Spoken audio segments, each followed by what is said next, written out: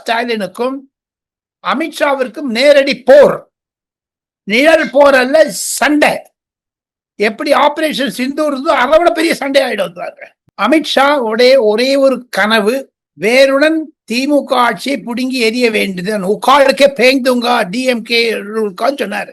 ராஜ்யசபால சொல்லியிருக்காரு, தமிழ்நாட்டில் சொல்லியிருக்காரு. அதன்படி தான் பற்பல விஷயங்களை அவர் கேள்விப்படுவதன் மூலமாக சில தலைவர்களை அழைத்து டெல்லியில் பேசியிருக்கிறார். எனக்கு கிடைத்த தகவல்கள், அமித்ஷா சற்று கோபமாக இருந்தார். உண்மை.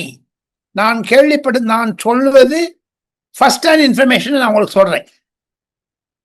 உள்கட்சி சண்டை கூடாது என்று எச்சரித்தார்.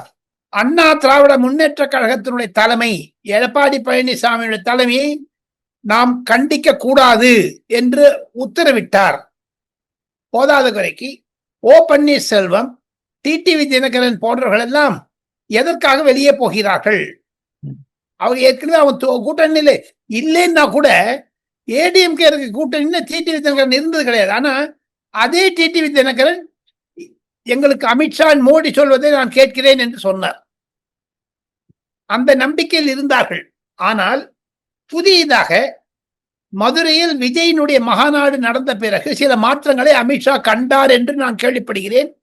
உண்மையாக சொல்ல போனால் அமித்ஷா மனதில் இருப்பது, ஏன் திராவிட முன்னேற்ற கழக அரசாங்கத்தை எதிர்த்து நாம் போராடும் பொழுது நம்முடன் இருக்கக்கூடிய ஆத்ம நண்பர்களை, டிடிவி தினகரன், ஓ பன்னீர்செல்வம் போன்றவர்களை ஸ்டாலின் இழுக்க வேண்டும் என்று அவர் சந்தேகப்படுகிறார்.